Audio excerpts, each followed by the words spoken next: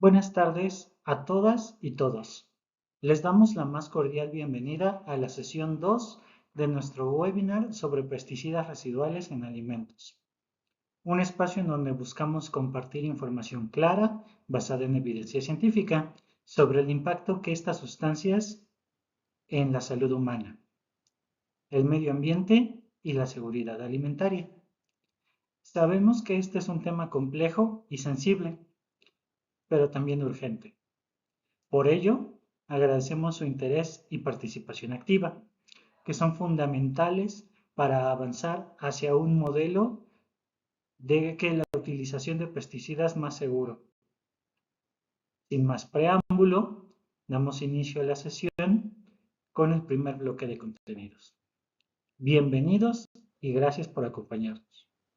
Buen día nuevamente y gracias por acompañarnos en este seminario que hemos preparado para todos ustedes. En esta segunda sesión abordaremos temas clave como alertas sanitarias, cuáles son las principales alertas sanitarias a nivel mundial. Vamos a ver los parámetros y criterios para la validación de métodos para el análisis de pesticidas. Y finalmente retomaremos el tema de las técnicas de cuantificación de pesticidas. En esta ocasión, enfocándonos en la cromatografía de gases acoplada a la espectrometría de masas. Y vamos a iniciar por definir qué son las alertas sanitarias. Bueno, una alerta sanitaria es un mecanismo oficial de comunicación que advierte a la población sobre los riesgos potenciales para la salud. Esto con el fin de prevenir daños y proteger el bienestar público. Las alertas sanitarias pueden estar relacionadas con medicamentos o productos contaminados, falsificados o irregulares, lo mismo para otros productos como suplementos o cosméticos, brotes epidémicos o emergencias sanitarias como nuevas enfermedades infecciosas. Como ejemplo, tenemos lo recientemente acontecido con el COVID-19, también contaminación en alimentos o agua, el uso inadecuado o efectos adversos graves en productos autorizados y prohibiciones o retiros del mercado, lo que conocemos como recalls. Un ejemplo relativamente reciente también lo vivimos cuando se detectó la presencia de nitrosaminas en los medicamentos con ranitidina. Inmediatamente se lanzó una alerta sanitaria y se retiraron del mercado todos los productos disponibles. Una alerta sanitaria implica identificar, evaluar y actuar sobre riesgos para la salud pública, garantizando la seguridad de la población. Algunos de los objetivos de las alertas sanitarias son los siguientes: proteger a la población, informando rápidamente sobre los riesgos; prevenir daños a la salud, retirando o restringiendo el uso de productos peligrosos; así como orientar acciones inmediatas para consumidores, profesionales de la salud y empresas. ¿Qué instituciones emiten alertas sanitarias sobre los alimentos?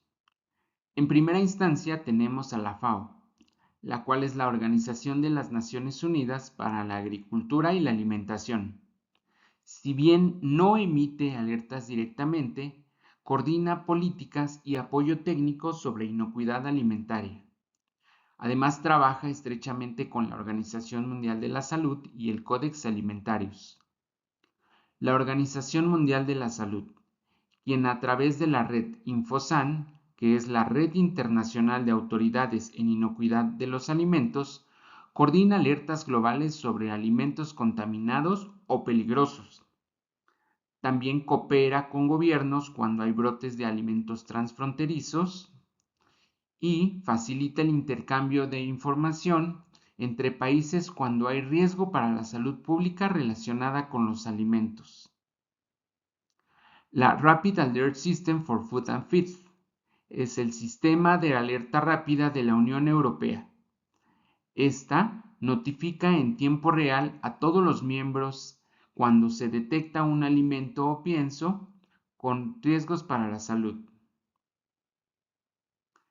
En cuanto a Estados Unidos, la FDA, Food and Drug Administration, emite alertas sanitarias y realiza retiros del mercado de alimentos peligrosos o mal etiquetados, además de que tiene un sistema activo de monitoreo nacional e internacional. En este país también cuentan con los CDC, Centers for Disease Control and Prevention, los cuales se encargan de coordinar investigaciones de brotes de enfermedades transmitidas por alimentos, además también emite alertas públicas. En Canadá se tiene a la CFIA, Canadian Food Inspection Agency. Esta agencia emite alertas sobre alimentos contaminados, alérgenos no declarados o productos no seguros.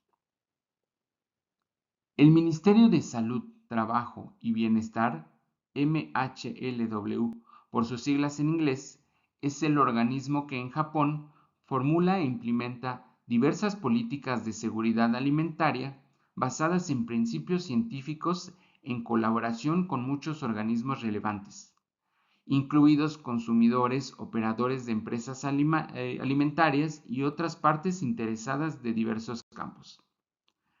Finalmente, la Comisión Federal contra Riesgos Sanitarios, la COFEPRIS, es el organismo con la responsabilidad de emitir alertas sanitarias en México.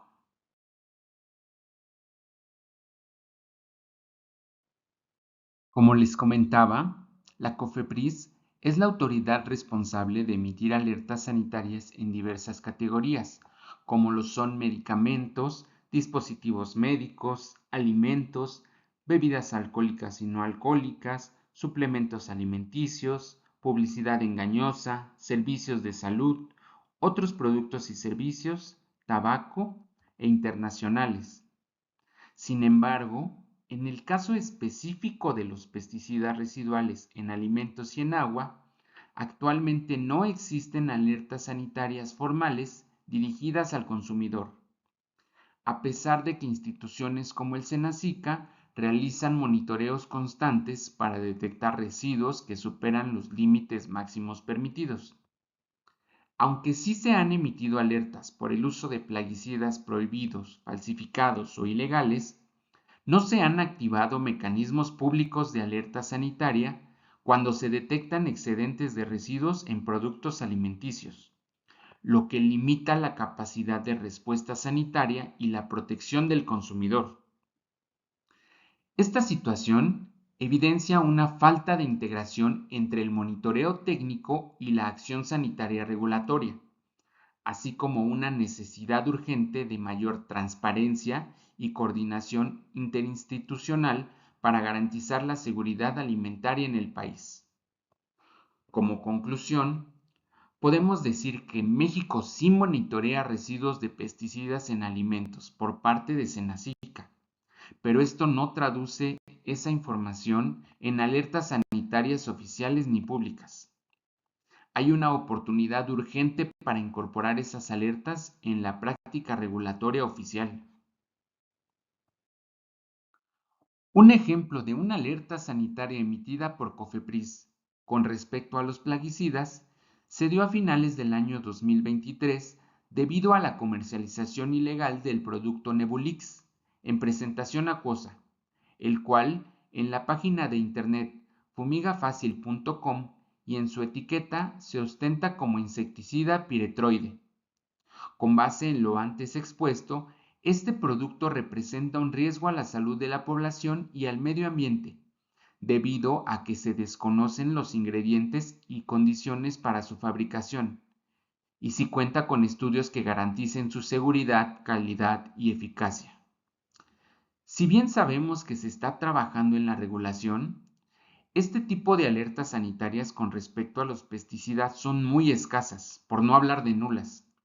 Lo anterior, considerando que, según un reporte de Greenpeace del año 2020, señala que la Unión Europea enviaba en el 2018 más de 81,000 toneladas de plaguicidas prohibidos a países de ingresos bajos y medios, dentro de los cuales encontramos a Brasil, Ucrania, Marruecos y México, los cuales figuraban entre los 10 países principales. En la Unión Europea, el sistema de alertas y cooperación sanitaria está diseñado para proteger la salud pública, asegurar la inocuidad de los alimentos y responder de forma rápida y coordinada ante riesgos sanitarios.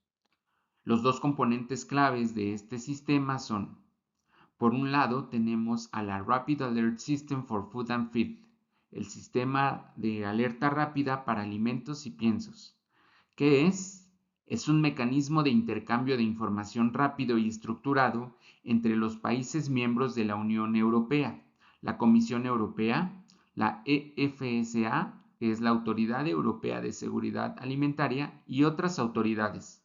Esto para comunicar riesgos directos o indirectos relacionados con alimentos, piensos y materiales en contacto con alimentos. Su objetivo es el garantizar que los productos peligrosos no lleguen a los consumidores o sean retirados rápidamente del mercado. Por otro lado, tenemos a la Administrative Assistance and Cooperation System, que es el sistema de asistencia administrativa y cooperación. ¿Qué es? Es una plataforma complementaria usada para intercambiar información entre autoridades sanitarias nacionales cuando no hay un riesgo inmediato para la salud pública o se requiere colaboración administrativa o investigativa, ya sea por fraude alimentario, irregularidades recurrentes, trazabilidad, etc. Algunas de sus aplicaciones son la identificación y seguimiento de fraudes alimentarios, problemas estructurales en la cadena alimentaria o casos donde no hay riesgo urgente, pero sí es necesario actuar de forma conjunta entre países. ¿Cuál es la conexión entre ambos sistemas? Ambos sistemas están interconectados y administrados por la Comisión Europea, permitiendo una respuesta integral cuando hay notificaciones que revelan un riesgo sanitario o si se requiere algún seguimiento legal o administrativo. Esta diapositiva nos muestra las principales alertas emitidas en la Unión Europea durante el año 2024 relacionadas con productos agroalimentarios. Como pueden ver, del lado izquierdo, la categoría que encabezó las notificaciones fueron las frutas y vegetales, con un total de 981 alertas en el sistema RASFF y otras 483 en el sistema AAC. Esto representa aproximadamente un 16% del total de alertas, lo cual es bastante significativo si consideramos el volumen de consumo y exportación de estos productos. Del lado derecho encontramos a los 10 países que más alertas notificaron. Alemania lidera ampliamente con más de 1.900 reportes, seguida por Países Bajos e Italia. Estos países tienen un sistema de vigilancia muy robusto, lo que también puede explicar el alto número de reportes. Estos datos reflejan la importancia de contar con sistemas eficaces de monitoreo y control, especialmente en productos frescos como frutas y verduras, que suelen estar expuestos a residuos de pesticidas y otras sustancias. Esto también refleja la necesidad de seguir trabajando en medidas de prevención, análisis de residuos y mejora regulatoria tanto en Europa como en países exportadores, dentro de los cuales obviamente incluimos a México. Ahora bien, si nos enfocamos específicamente en frutas y vegetales, esta gráfica nos muestra los principales problemas reportados en el Sistema Europeo de Notificación durante el año 2024. Los residuos de plaguicida, al igual que en años anteriores, son el problema más denunciado. Las naranjas, las hojas de vid, los mangos y los pimientos aparecen constantemente en múltiples notificaciones. Lo más preocupante es que el 65% de los reportes están relacionados con residuos de pesticida, especialmente sustancias como clorpirifos y acetamiprid, que son altamente cuestionados por sus efectos en la salud humana. Le siguen las micotoxinas con un 13%, como las aflatoxinas y ocratoxina A, que son compuestos tóxicos producidos por hongos y que representan también un riesgo importante, sobre todo en productos mal almacenados. También se notificaron problemas de etiquetado, presencia de microorganismos patógenos como salmonella y norovirus, y metales pesados como cadmio y plomo. Finalmente, un 13% corresponden a otras causas como contaminantes ambientales o residuos del procesamiento industrial. Pasamos a otra categoría importante, los cereales y productos de panadería, que representaron el 6% de todas las notificaciones en la Unión Europea durante el mismo año. Como vemos en la gráfica, los principales problemas reportados fueron residuos de pesticida con 24%, incluyendo nuevamente sustancias como clorpirifos, acetamiprid y tiametoxam. Errores de etiquetado como fechas de caducidad incorrectas o etiquetas en idiomas no permitidos. Presencia de micotoxinas, sobre todo aflatoxinas y ocratoxina A, que son altamente tóxicas también. También destacan los alérgenos no declarados, cuerpos extraños y otros como aditivos o saborizantes, así como otras causas como toxinas naturales o contaminantes del proceso de producción. ¿Qué pasa con la FDA? En el informe anual del Programa de Monitoreo de Residuos de Pesticidas del año 2022, se evaluaron 2.800 muestras, de las cuales 731 eran muestras nacionales y 2.069 muestras importadas, obteniendo los siguientes resultados. En esta primera gráfica referente a las muestras locales, podemos observar que los lácteos y huevos, así como el pescado, son los productos con mayor porcentaje de muestras sin residuos detectables, alcanzando el 90.9 y 92.3% respectivamente. En contraste, las frutas y vegetales presentan un mayor porcentaje de residuos, aunque en su mayoría dentro de los límites permitidos. Por ejemplo, el 78.2% de las frutas y el 54.9% de los vegetales contenían residuos, pero dentro de la tolerancia regulatoria. Lo preocupante es la presencia de muestras violatorias, es decir, aquellas que exceden los límites máximos permitidos o contienen pesticidas no autorizados. Aunque en general son pocos casos, destacan los vegetales con un 6.5% y los alimentos clasificados como otros con un 2.7%. Después de revisar los resultados en productos locales, pasamos ahora a los alimentos importados monitoreados por la FDA en el mismo año. Aquí notamos diferencias importantes. Por ejemplo, en el caso de los cereales importados, el 12.5% de las muestras resultaron violatorias, es decir, con residuos por encima de los límites permitidos o no autorizados. Esto es significativamente más alto que en los productos locales. En el grupo de frutas y vegetales importados, los residuos están presentes en gran parte de las muestras, y aunque la mayoría está dentro de los límites permitidos, las violaciones también son mayores, 7.5% en frutas y 12.6% en vegetales. Estos datos nos indican que, si bien el monitoreo funciona, los productos importados tienden a presentar un mayor riesgo de incumplimiento, lo que refuerza la importancia de establecer controles más estrictos tanto en el origen como en el destino de estos alimentos. En resumen, tanto en lo local como en lo importado, los vegetales siguen siendo uno de los grupos más sensibles y que requieren una vigilancia continua.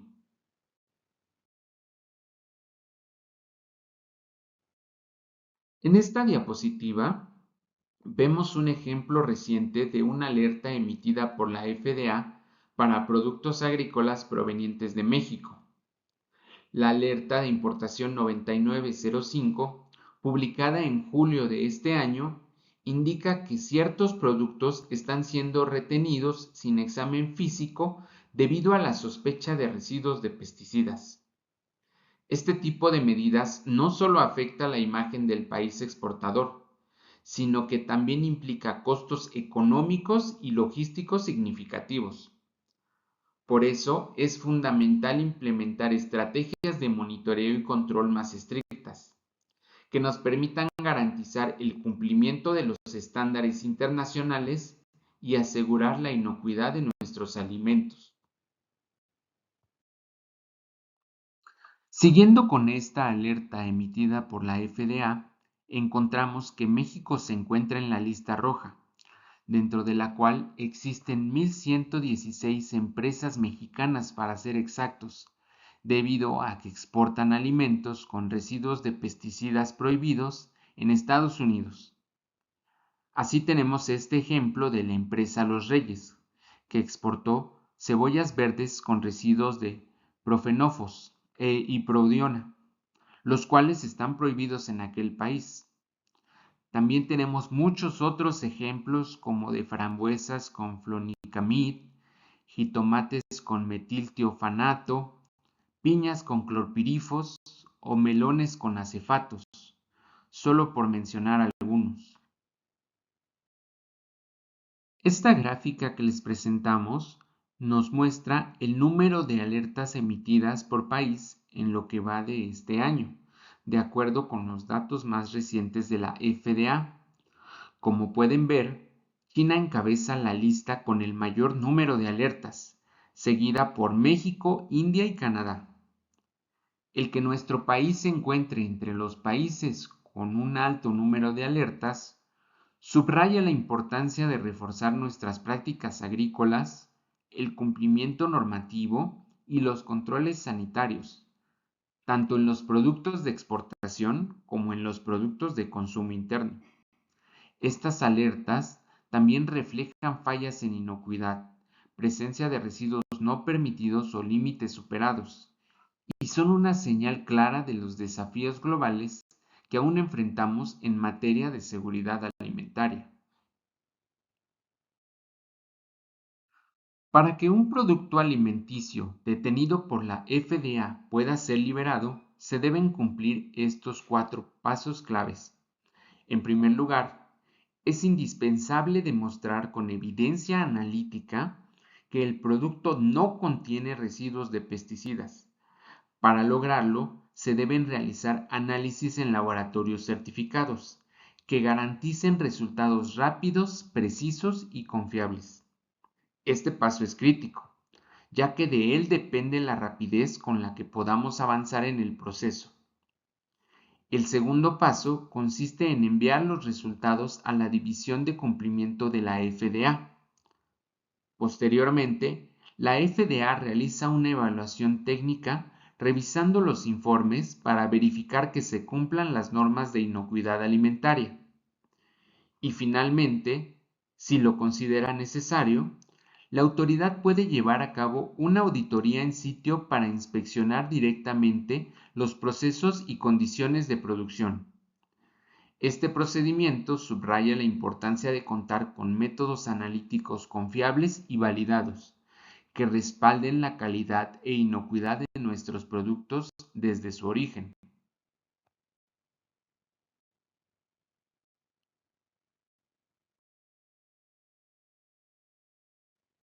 Como vimos en la diapositiva anterior, uno de los pasos fundamentales para liberar un producto ante la FDA es contar con resultados analíticos confiables.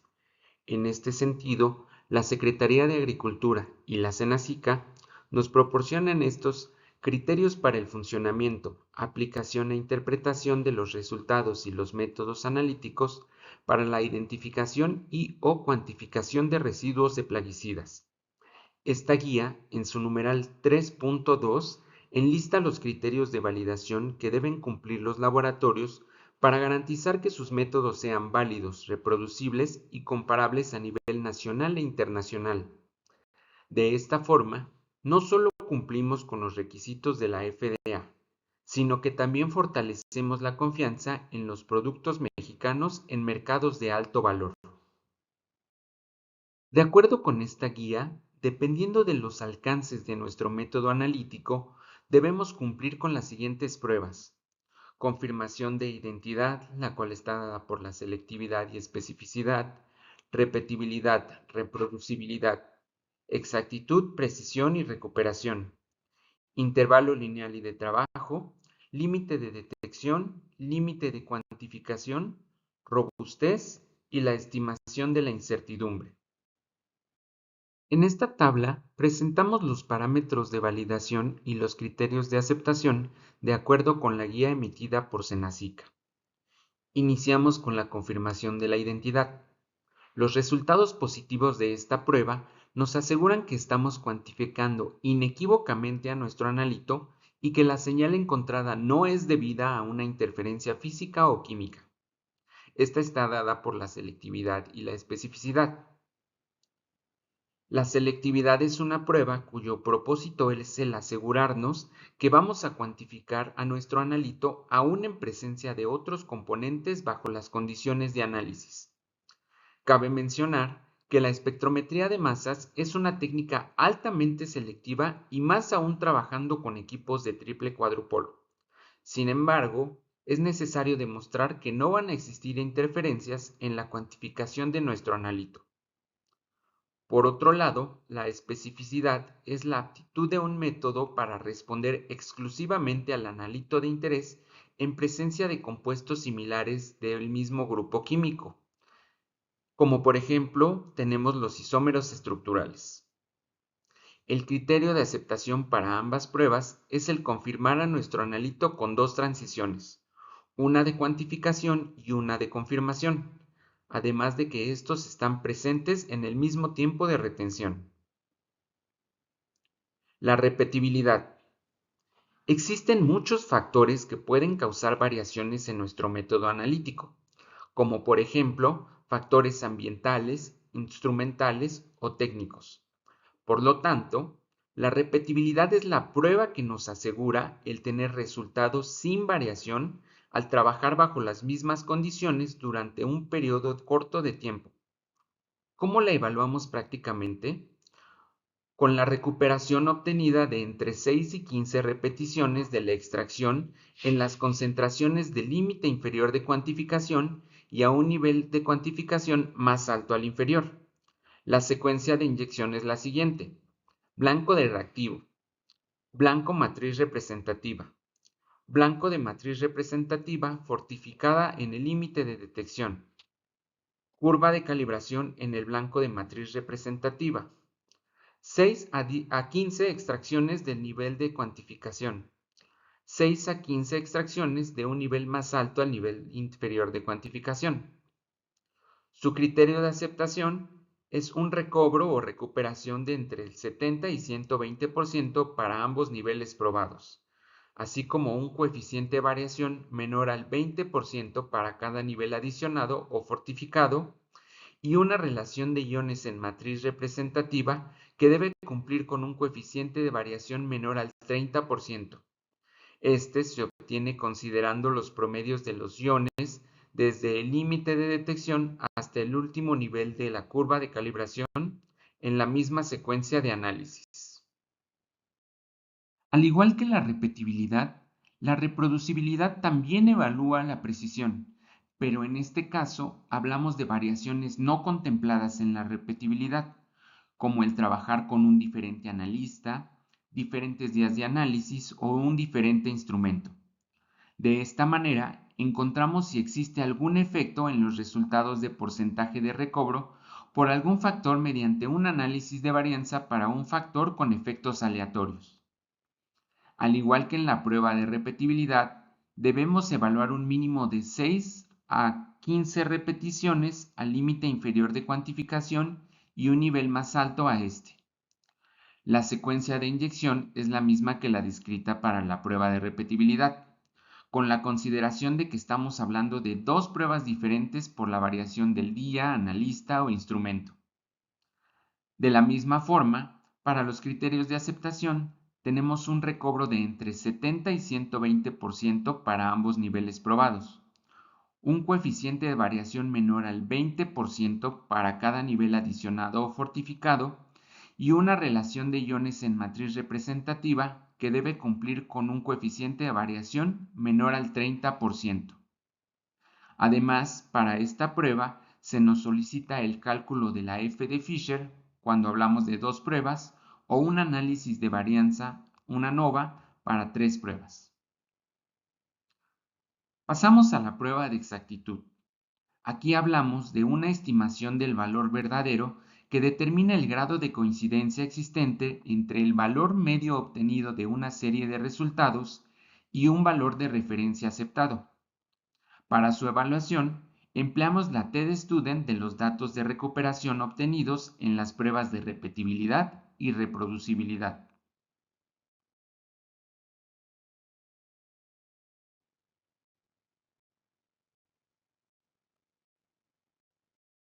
La precisión nos habla de la dispersión de los resultados del método analítico como una desviación típica a diferentes magnitudes dentro del intervalo de trabajo. El criterio de aceptación es un intervalo del porciento de recuperación mínimo y máximo encontrado. Hemos hablado mucho de la recuperación. Este parámetro se basa en la eficiencia del método de extracción para cada analito de una muestra que nosotros adicionamos. Los resultados también se obtienen de las pruebas de repetibilidad y reproducibilidad. Como criterio de aceptación, se utiliza la relación porcentual de la concentración calculada entre la concentración adicionada para su expresión. Algunas guías manejan intervalos para la recuperación o recobro de entre el 60 y 120%, o hasta del 60 al 140%. Como este valor es importante en las pruebas de repetibilidad y reproducibilidad, debemos adoptar como criterio del 70 al 120%. Con intervalo lineal nos referimos a que la respuesta del instrumento va a ser proporcional a la concentración del analito. En este caso, mayor cantidad del analito, mayor área del pico cromatográfico. Para probar lo anterior, construimos curvas de calibración de al menos 5 diferentes concentraciones equidistantes, cuyo coeficiente de correlación debe ser mayor a 0.99, el coeficiente de determinación mayor a 0.98 y residuales de más menos 20%. El intervalo de trabajo indica las concentraciones comprendidas entre el límite más bajo y el límite más alto de la linealidad, estas expresadas en miligramos por kilogramo. Por lo tanto, sus criterios de aceptación son los mismos que para la prueba de intervalo lineal.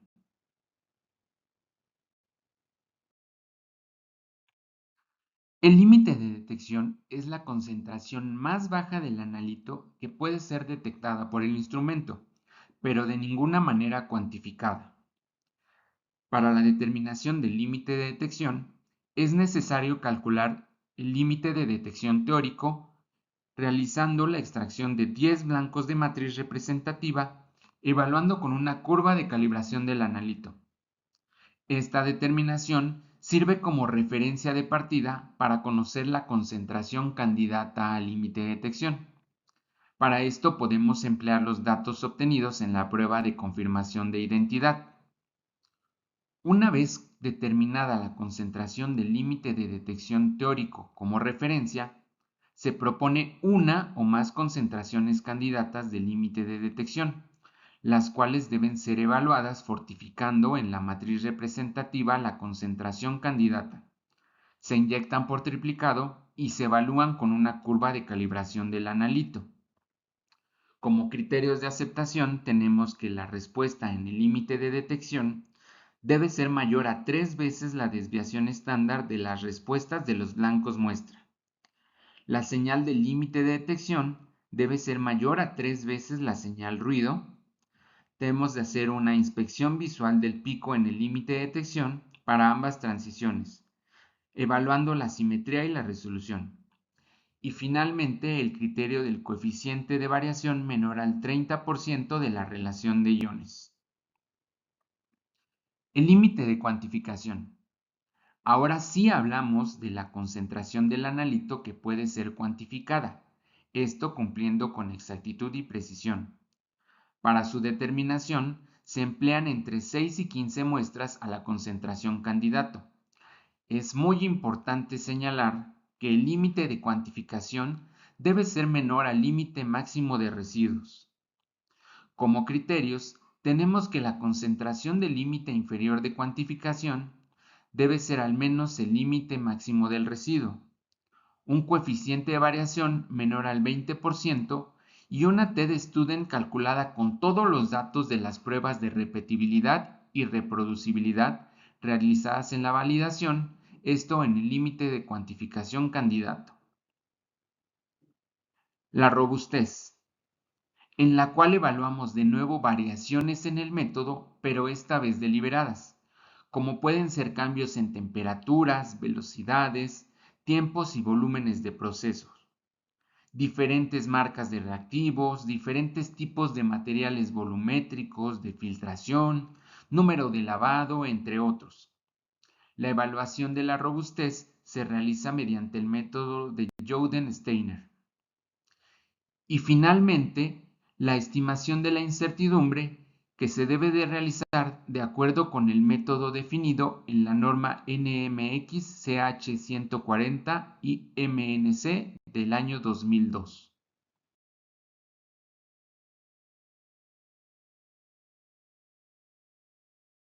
Así como la Senacica emitió su guía para la validación de métodos para la cuantificación de plaguicidas, algunos otros organismos también establecen este tipo de documentos.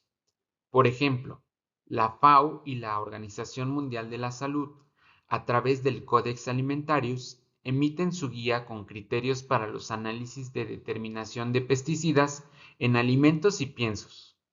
Lo mismo ocurre para la Unión Europea, quien a través de la Dirección General de Salud y Seguridad Alimentaria publicó la guía SANTE en el año 2021 para garantizar la calidad de los resultados analíticos de plaguicidas en alimentos. Finalmente tenemos al Ministerio de Salud, Trabajo y Bienestar de Japón, quien también presenta su guía para la validación de métodos. Si bien cada guía contiene diferentes pruebas y diferentes criterios de aceptación, todas tienen el objetivo de asegurar que los métodos analíticos nos brinden resultados seguros y confiables. Buen día a todas y a todos. Les doy nuevamente la bienvenida a la sesión 2 del webinar Soluciones analíticas para pesticidas residuales en alimentos. Gracias por acompañarnos. Hay una gran cantidad de factores que deben de tenerse en cuenta a la hora de seleccionar el método de análisis, ya sea para un pesticida en concreto, una clase química de pesticidas, determinar una mezcla de pesticidas de diferentes clases químicas o inclusive incluir sus productos de transformación.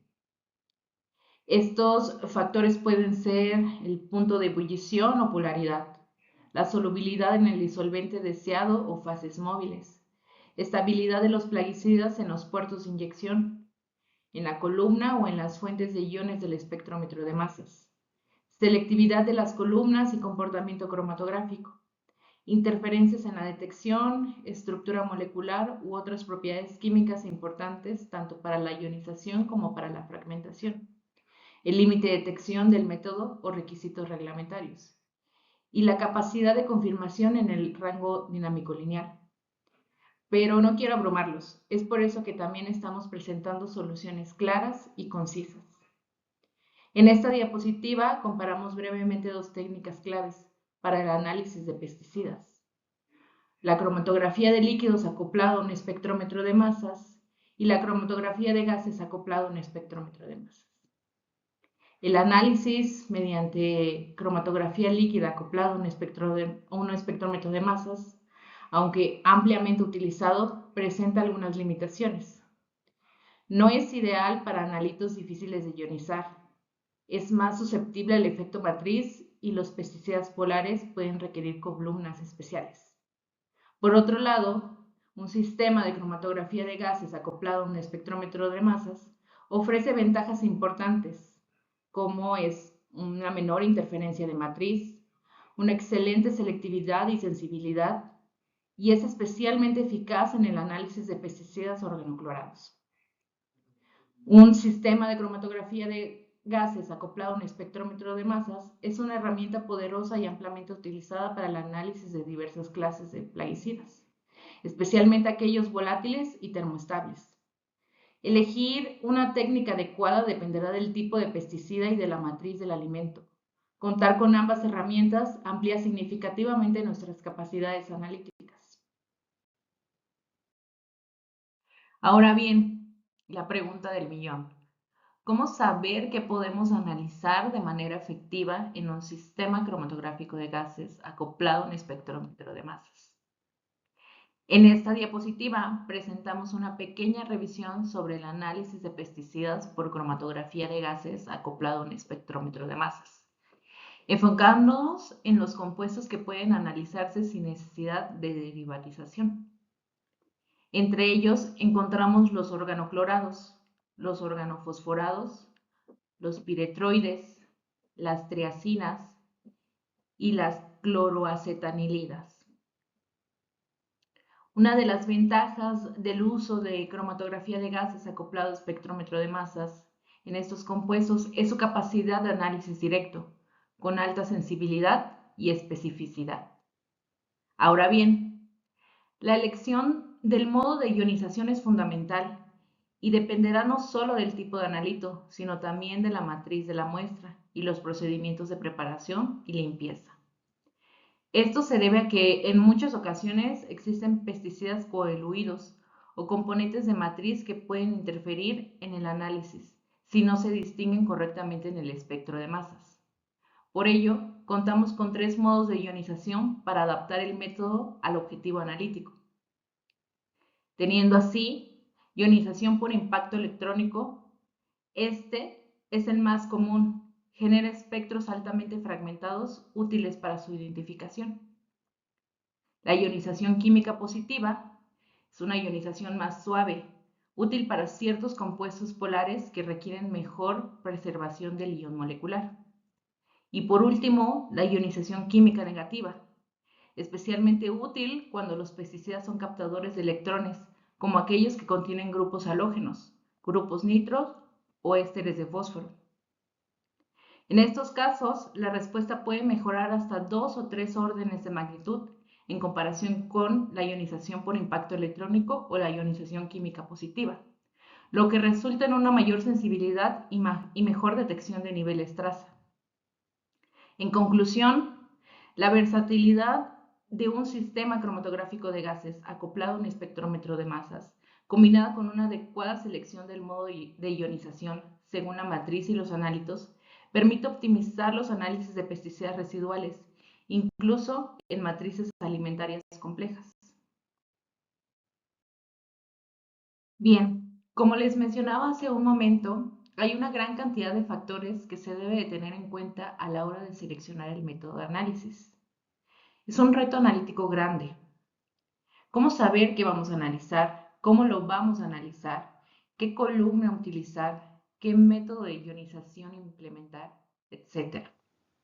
Afortunadamente, empresas como Shimadzu han trabajado en desarrollar notas de aplicación que nos facilita el desarrollo de métodos, como es el caso de esta nota de aplicación que presentamos, en el cual se realizan análisis de pesticida en arroz usando un LCMS 8045 y un GCMS TQ 8040NX, ya que comentamos anteriormente, o ya como lo comentamos anteriormente, estas técnicas son complementarias. En esta nota de aplicación se logró analizar 149 pesticidas en un solo método, con un tiempo total de análisis de apenas 25 minutos. La preparación de muestras se realizó mediante extracción Ketchers, un método rápido y eficiente, y el método demostró una excelente linealidad de 2 a 20 microgramos sobre litros y recuperaciones que oscilan entre 70% y 120%, lo cual confirma la robustez y la precisión del sistema. Ahora les presento una aplicación práctica del uso de la técnica cromatografía de gases acoplado a un espectrómetro de masas en el análisis de contaminantes en alimentos. En este caso, hablamos específicamente de la investigación de bifenilos policlorados o PCBs en vegetales. En la tabla muestra los resultados obtenidos para 7 congéneres de PCBs comunes, analizados mediante cromatografía de gases acoplado a espectrometría de masas en tándem, utilizando el sistema de Shimatsu. En la parte superior observamos los parámetros de adquisición para cada compuesto. El tiempo de retención varía desde los 11.77 hasta los 17.40 minutos. Se utilizaron iones de cuantificación y calificación específicos para cada PCB, junto con valores de energía de colisión optimizados. Esto para maximizar la sensibilidad y selectividad del método. Podemos destacar que todos los coeficientes de correlación están por encima del 0.999, lo que demuestra una excelente linealidad del método. Los límites de detección son muy bajos, en el rango de 0.01 a 0.07 microgramos sobre litro, lo que permite detectar residuos a niveles traza. Las tasas de recuperación son aceptables en todas las matrices, con valores que varían entre 75 a 120%, cumpliendo con los criterios establecidos en métodos de validación internacionales. Este ejemplo demuestra cómo un sistema de cromatografía de gases acoplado a un espectrómetro de masas es una herramienta altamente confiable y precisa para la detección de los contaminantes persistentes como son los PCBs, incluso en matrices vegetales complejas. En esta segunda diapositiva continuamos con la aplicación del método para la determinación de bifenilos policlorados o PCBs en vegetales. A la izquierda se detallan las condiciones instrumentales utilizadas en el análisis, llevada a cabo, como bien lo mencionamos, en un sistema Shimatsu. Un equipo de triple cuadrupolo de alta sensibilidad.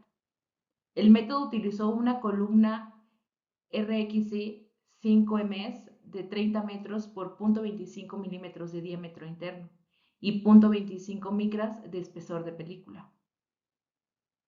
El programa de temperatura del horno inició en 50 grados Celsius con una rampa progresiva hasta alcanzar los 300 grados Celsius, permitiendo una buena separación de los congéneres de PCBs.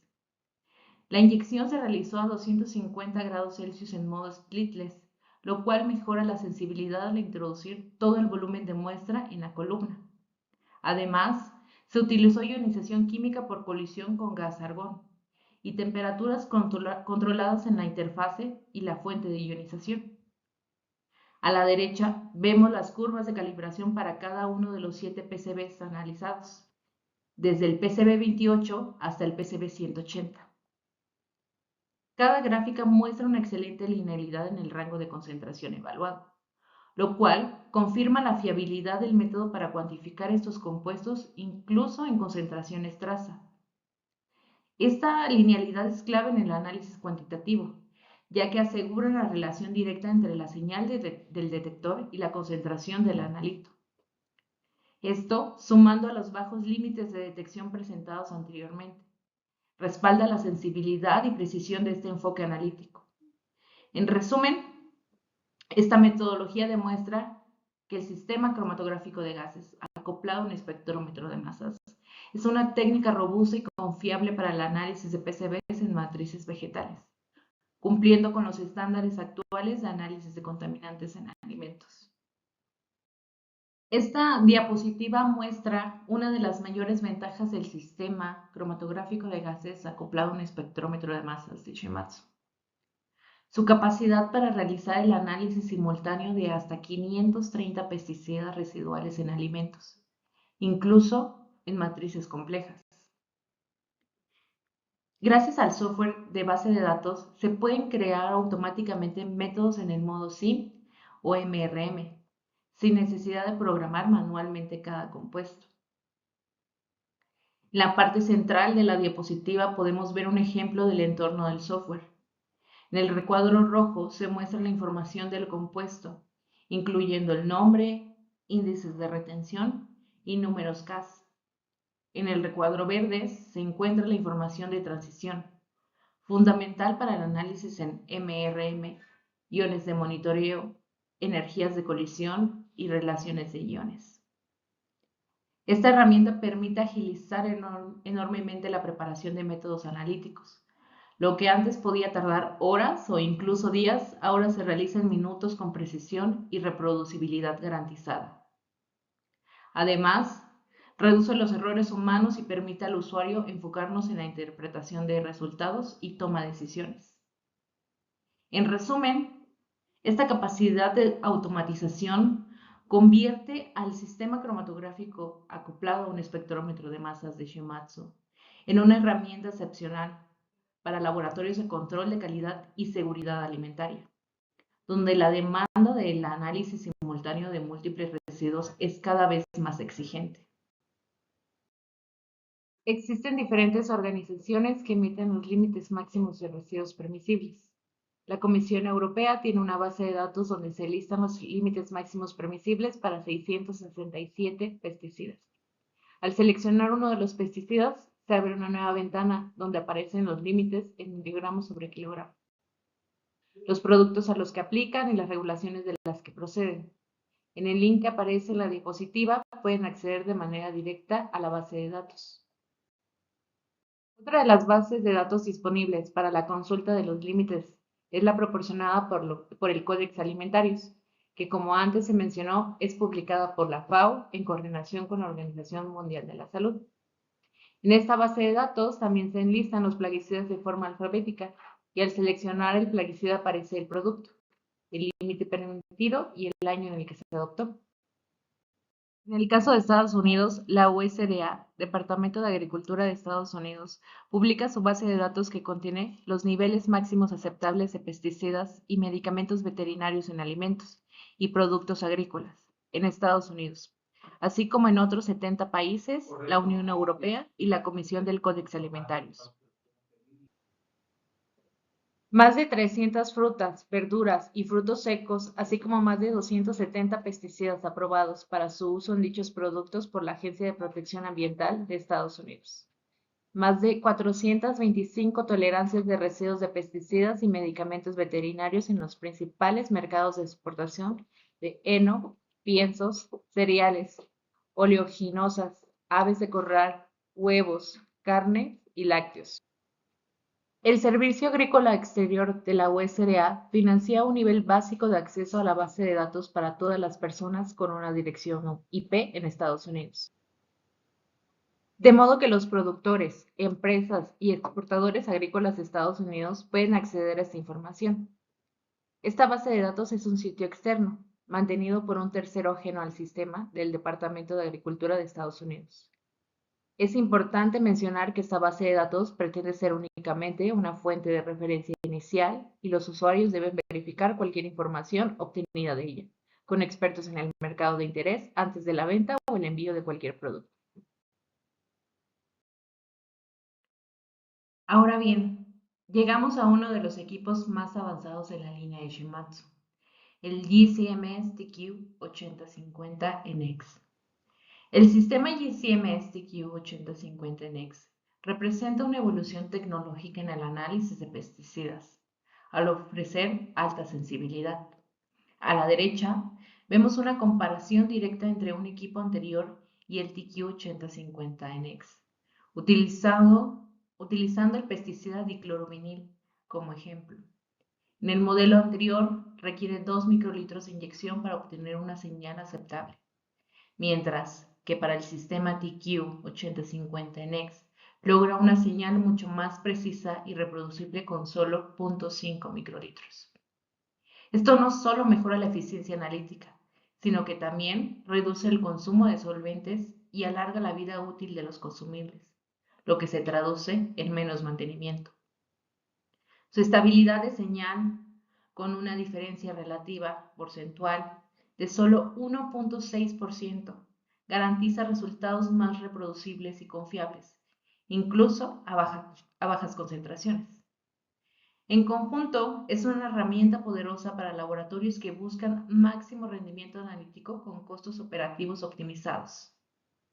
Este equipo es ideal para laboratorios que buscan analizar volúmenes grandes de muestra con la máxima sensibilidad y confiabilidad, optimizando tanto costos operativos como tiempos de análisis. Y por último, llegamos a un resumen de las principales ventajas que nos ofrece el sistema GCMS TQ8050NX de Shimadzu. Este equipo ha sido diseñado para maximizar el rendimiento analítico sin comprometer la facilidad de uso ni aumentar los costos de operación.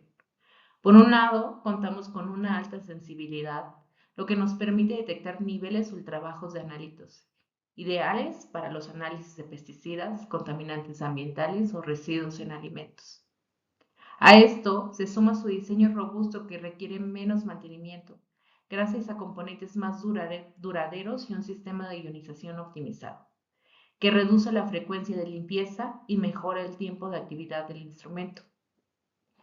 Estas dos ventajas claves, la alta sensibilidad y menos mantenimiento, se traducen directamente en una mayor productividad en el laboratorio, permitiéndonos procesar más muestras en menos tiempo, con resultados confiables y repetibles. Además, el GCMS TQ8050NX destaca por su versatilidad de ionización en modos de impacto electrónico, ionización química positiva e ionización química negativa disponibles. Capacidad de realizar análisis multicomponentes en matrices complejas. Excelente eficiencia energética con un consumo reducido. Y por supuesto, resultados altamente reproducibles, incluso en aplicaciones de rutina. En resumen, este sistema representa una solución integral para los laboratorios que buscan rendimiento, confiabilidad y eficiencia en espectrometría de masas. Y para cerrar esta sesión con una excelente noticia, queremos compartir con ustedes una promoción exclusiva que estamos lanzando como parte del 150 aniversario de Shimadzu. Durante el periodo de abril a septiembre de este año, tenemos una campaña especial con el 10% de descuento sobre el precio normal de venta en nuestras unidades de espectrometría de masas. Esta promoción aplica modelos de alto rendimiento como el CMS TQ-RX Series, diseñados para laboratorios que requieren máxima precisión y velocidad, y los reconocidos GCMS TQ8050NX y 8040NX, ideales para análisis de pesticidas residuales con gran sensibilidad y bajo mantenimiento. Es importante destacar que las unidades son limitadas y que se espera que se agoten antes de que se cierre el periodo de campaña. Si están interesados en más información o requieren agendar una reunión de negocios, pueden contactar directamente al señor Okuma en Shimadzu, México, cuyo correo aparece en pantalla. Aprovechen esta oportunidad única para llevar su laboratorio al siguiente nivel con tecnología de vanguardia. Muchas gracias. Antes de concluir, queremos pedirles unos minutos de su valioso tiempo para ayudarnos a mejorar. Les invitamos cordialmente a responder una breve encuesta relacionada con este seminario sobre soluciones analíticas para pesticidas residuales en alimentos. Pueden acceder al formulario escaneando el código QR que aparece en pantalla. Una vez completada la encuesta, podrán descargar todos los materiales utilizados durante la sesión. Su opinión es muy importante para nosotros y nos ayuda a seguir brindando contenido de calidad.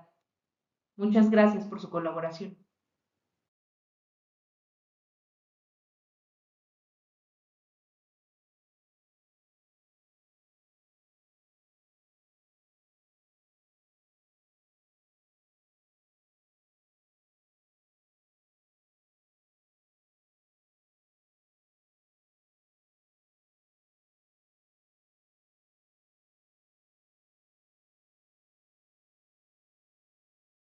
Y por último, si tienen alguna duda técnica, quieren conocer más de los equipos o de Shimadzu, no duden en escribirnos. Aquí les dejamos nuestros datos. Estaremos muy felices de poder estar en contacto con ustedes.